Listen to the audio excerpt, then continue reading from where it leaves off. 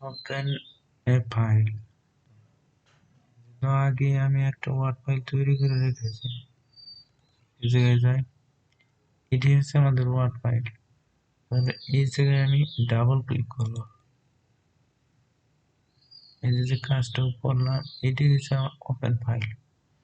এখন মনে করো আমার কোনো ওয়ার্ড ফাইল তৈরি করা নাই, তাহলে একটি ওয়ার্ড ফাইল তৈরি করতে হবে। আর এর জন্য আমি এই জায়গায় সার্চ দিব ওয়ার্ড, মাইক্রোসফট অফিস ওয়ার্ড, এখানে ক্লিক করব।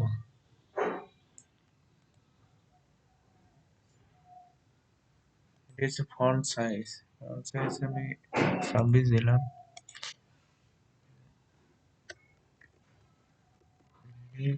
এন্ড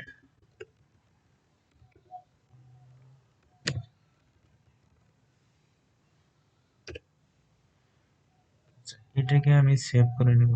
সেভ করার সিস্টেম হলো কিবোর্ড থেকে Ctrl+S। এই যে একটা ফাইল নেম দিব, এই ফাইলের একটা কি দিব, নাম দিব, নাম দেই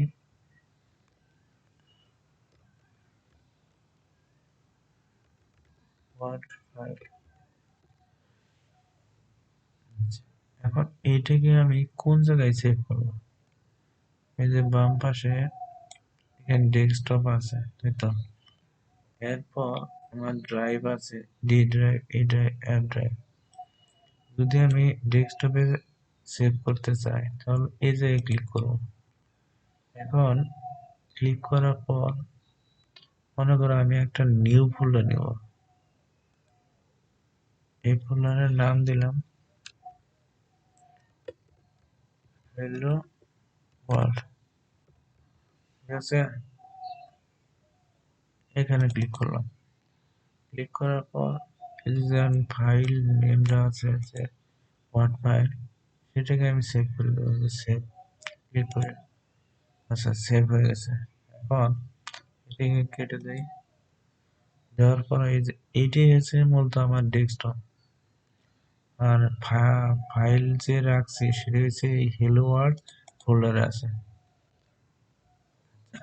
এটাকে যদি ওপেন করতে চাই এইখানে মাউস রেখে দুইবার চাপতে হবে একসাথে, এই যে ওপেন ফাইল।